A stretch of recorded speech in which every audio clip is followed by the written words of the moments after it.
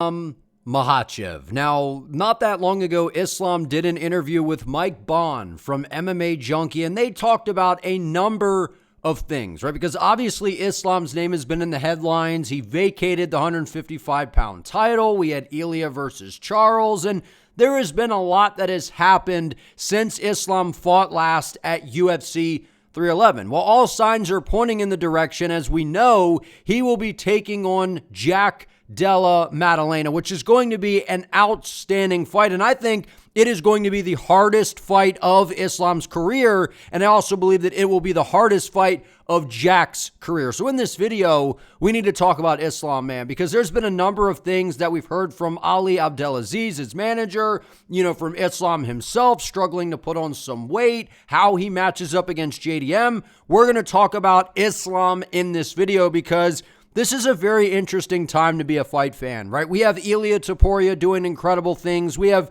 Islam trying to do the same thing that Ilia has done by moving up a weight class, challenging himself to win a second title. And I believe if he does that, he becomes the greatest mixed martial artist of all time. So I think that there's a lot on the line here for Islam.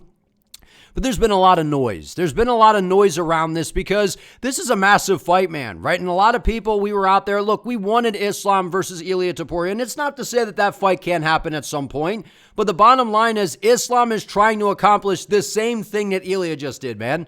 Like, so people that are ripping on Islam for not sticking around the lightweight division, oh, he was ducking. Really? He was ducking an incredibly hard stylistic matchup for him. And by the way, he's not going up just 10 pounds, right? Going from 155 to 170 is obviously going to be a 15-pound jump, which that's quite a bit different, right? We've seen guys go, make these giant leaps, like Alex Pereira going from middleweight up to 205. But whenever we see these 15-pound plus leaps, that's where things get a little bit different, man. Things get a little bit different. So we'll talk about in this, that in this video because this is an outstanding matchup. This is without question the fight that is going to be next, and it is one of the biggest fights the UFC is going to put on in the promotion right now because stylistically, it doesn't get much more intriguing than this fight. But let's talk about this here, right? Because a lot of people are talking about, if Ilia and Islam happens, what's the difference here? Two great boxers.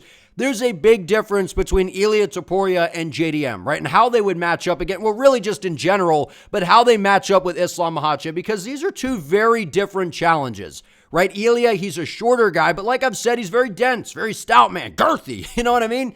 He's not a little dude, right? He's short in terms of his height, but he is a very strong and solid guy. He's hard to get under, right? To be able, to get to the takedowns. And as well as he is incredibly dangerous when it comes to the power. I've said before, I think he's the most devastating and dangerous fighter in the history of the sport, right? And he's super, super technical with the boxing. And we all know if he touches you clean, he will shut your lights out. That's the threat with Ilia. And he's incredibly well-rounded. He's a more well-rounded fighter, in my opinion, than Della Maddalena. However, Jack is a welterweight.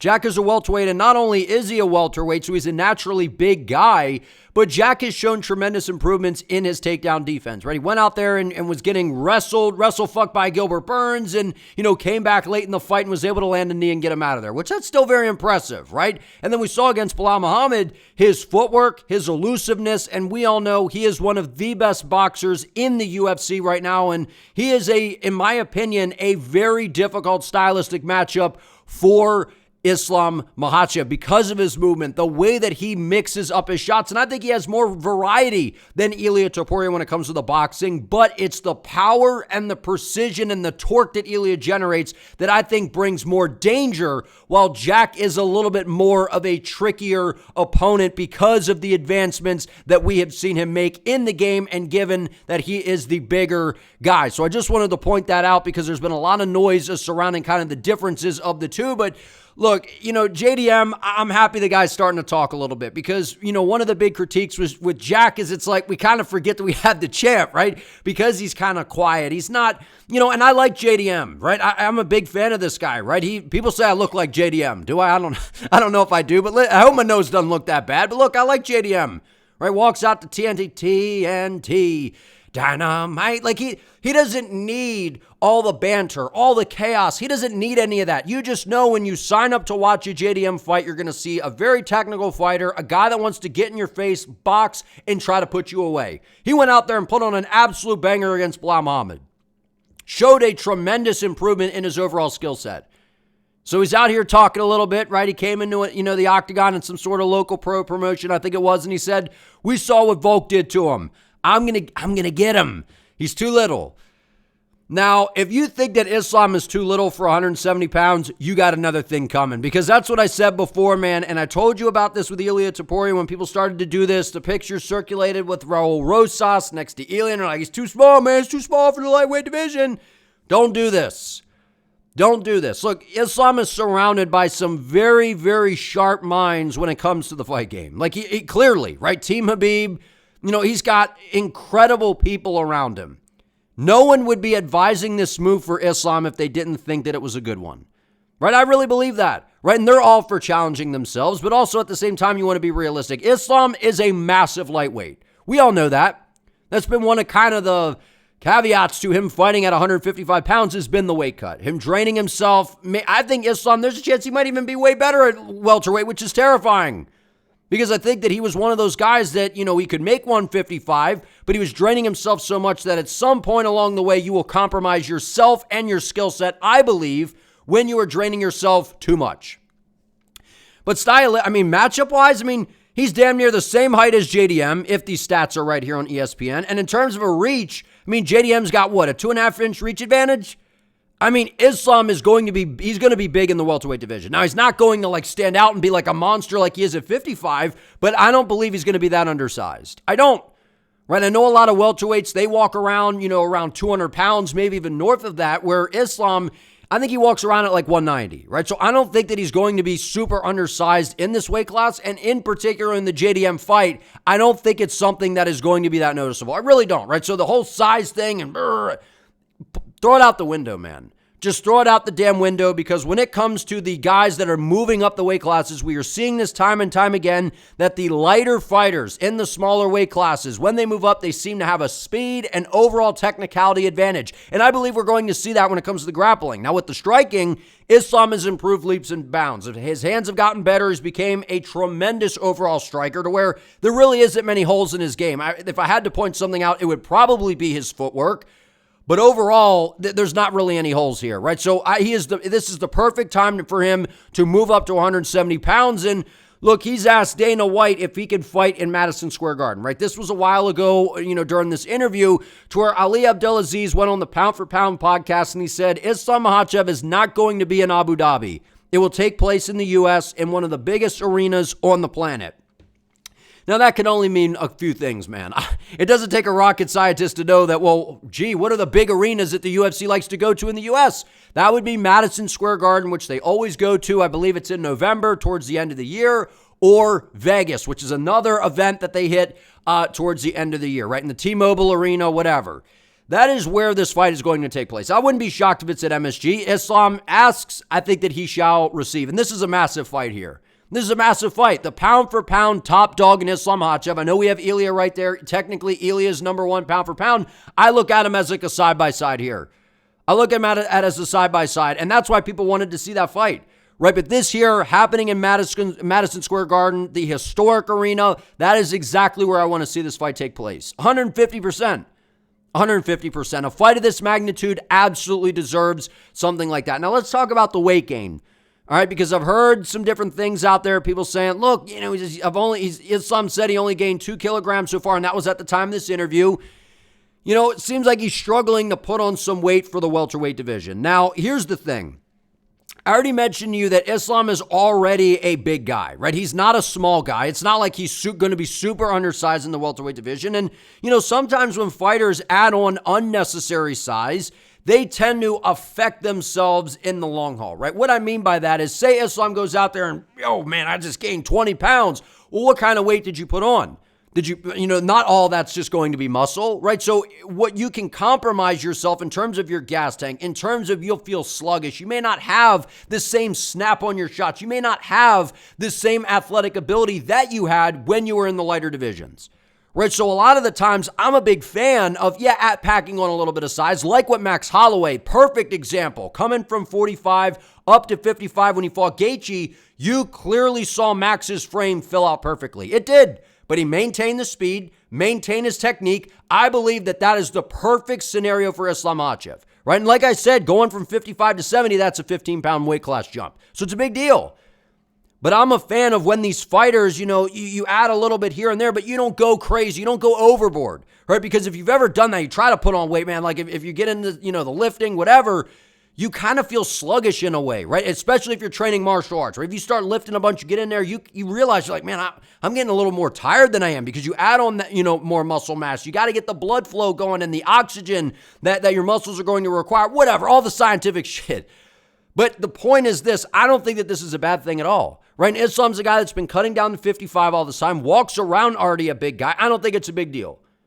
He's going to gain strength, right? Not compromising himself throughout the weight cut. I think that he will, opposed to cutting so much weight, all the things that he would be doing normally, I think he can push it a little bit more because he doesn't have to worry about a drastic weight cut. And I think that we will see the results benefit him in terms of his overall strength to where when you put on this mass and this size in the offseason through camp, you don't shred it off at the end for your weight cut. Because when you're cutting a lot of weight, you are going to sacrifice muscle. To where in this scenario, we're not going to see that, which is why I think we're going to see the best Islam we've ever seen. Possibly, right? At least one of them. I think he's going to look amazing at 170, right? So I don't think that this is a big deal whatsoever, right? I'm a fan of that. Like, I feel like if John Jones didn't get so goddamn fat, and went up to heavyweight, I feel like he still looked impressive against Strogan, but it makes you sluggish, man. It does. And I understand you want to get bigger, stronger because you're dealing with bigger people, but, you don't want to compromise your skills.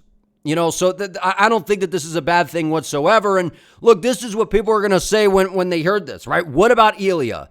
I don't see some interesting fights in my division. That's why I made the decision to move up because now they have a new champion, a very good fighter in Della Maddalena. Now listen, people are going to say, well, what about Ilia, right? And this was before Ilia won the title. And obviously, Ilia he fought against Jai Herbert, brutal KO. But he had not fought a top opponent or anyone in the rankings in the lightweight division, right? And that's kind of what Islam was griping about is he's like, look, I gave Volkanovski 2 chances. And this is the issue here. I want to see Ilia versus Islam at some point, 100%. But people are kind of, they're giving Ilia all of the credit, but they're not, they're being unfair to Islam in the fact of, well, Islam wants to do the same thing. Why does Islam have to, stay around to help Ilia pursue his dream? Well, why can't Islam move up and do the exact same thing? When he already gave Volkanovski 2 chances. When Volkanovski, remember, he was pound for pound top dog. Him and Islam were, right? And that was the whole pound for pound number 1 on the line, right? So that's what Islam's doing here, right? It's not to say that the Ilia and Islam fight can't happen. He's not, dude, if you believe that Islam is running from Ilia, believe me, Islam understands that Ilia is a hard fight. He does, but he's trying to do the same thing here. And you think JDM's an easy fight? He's an incredibly hard matchup, man. An incredibly hard fight for everybody. So at the end of the day, Islam and team, they said, look, we want to see Ilia do some work in the lightweight division. We already did that with Volk. Everyone's just going to say I beat another featherweight, which I didn't look at it that way. I'm like, I recognize how damn good Ilia is. I'm a big fan of Ilia and Islam. Right, so part of me I want the fight to happen because it'd be huge, but I also don't want it to happen because I don't want to have to pick somebody. Right, I enjoy watching these guys do their thing. Right, I do think we get the fight at some point because it'll be massive. But look, he recognizes the threat of Ilia. Ilia's went in there, beat Charles Oliveira, and Khabib said, listen, I even think that Ilia beats Charles, right? So they obviously recognize what Ilia is doing. But again, what's going to happen is when Islam wins the title, they're going to be like, oh, well, Ilia's going to move up, and it's going to be like, well, why does Islam have to keep giving people opportunities to take his belt instead of taking theirs? That's what there will always be a narrative around the Islam versus Ilia fight. Unfortunately, there will be. Right, so he recognizes the dangers, right? I believe that there's more danger with Ilia because of the power, but also JDM being the bigger guy, the 170-pound fighter, Islam moving up 15 pounds to a different weight class.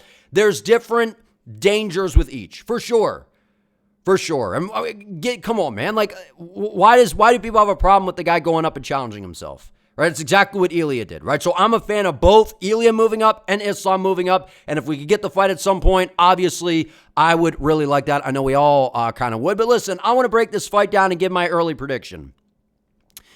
This is a very interesting style clash here, right? And obviously Islam, he recognizes this. This is a very hard fight here against Jack Della. And like I mentioned, right, what Jack brings to the table is a very improved game. Right now, I will say this.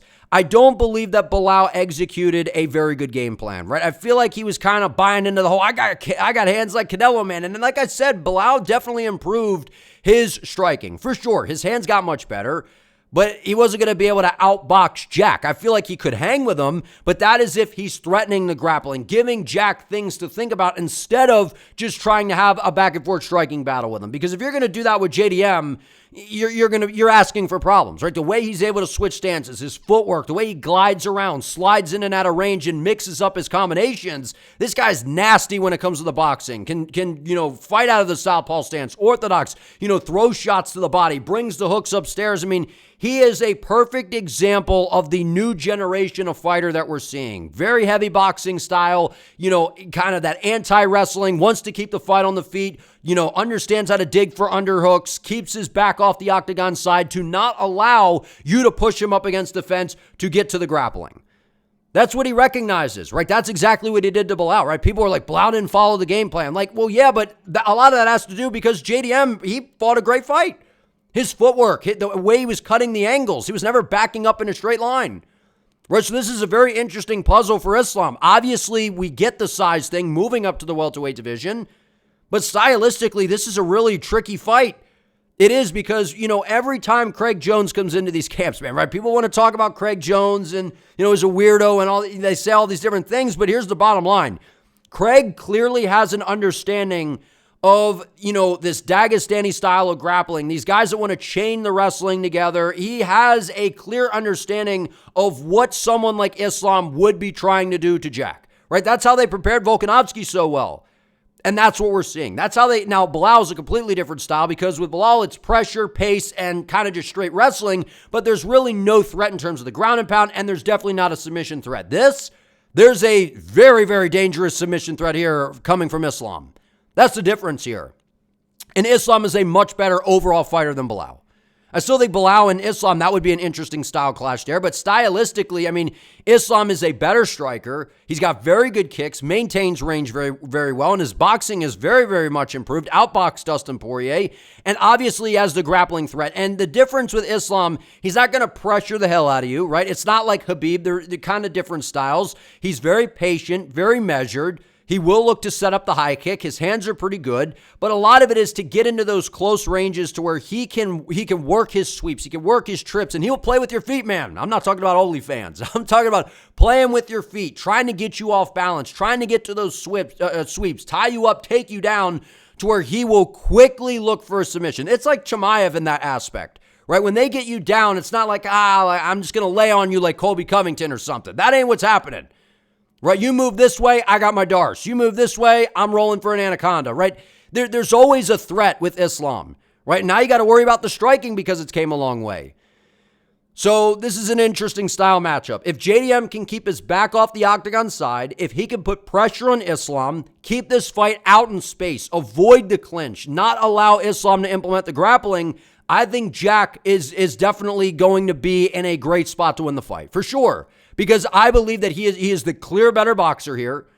But in terms of the overall striking, I don't think Islam is not in the, I think that Jack has better boxing, obviously, but I think Islam, the kicks that he brings to the game, his clinch work, he's got some good knees. I think that he can strike with Jack 100%, but he's not going to do that. Right? He's got Team Khabib going on here, right? They're typically very, very good game planners. They're going to be prepared. They're going to be prepared. They're going to look at the Belal fight and go, they even criticize it. They're like, I don't know why Belal didn't mix in the wrestling. They're not just going to go out there and strike with Jack for 25 minutes. Unless Jack can stuff everything and they force Islam to do that, Islam is going to look to grapple. 150%. He's going to look to weaponize the clinch, play with Jack's feet. Like I said, that's something that Jack hasn't had, right? It's not going to be this, kind of bloated up Gilbert Burns diving in for takedowns recklessly and, Belal kind of not shooting for takedowns. No. That ain't what's going to happen. And then when you're worried about the grappling, that then opens up the striking, which then puts them on kind of an even playing field. So, and listen, Jack does have good power, but he doesn't have that one-hitter quitter power to someone like an Ilia when people make those comparisons. That's the difference. But the footwork, the elusiveness, the switching of the stances, the improved takedown defense, working with Craig Jones. They clearly have some sort of, method that they're utilizing to help stop against the chain wrestling. They have they have a method, man. They have a system. They're going to be prepared. And in my opinion, I believe Islam wins this fight. I believe that he will submit Jack Della Maddalena. I believe he will, right? Because he's going to fight very smart. He's going to fight very measured. And Jack's not exactly, he'll put pressure on you, right? Try to force the shot out of you.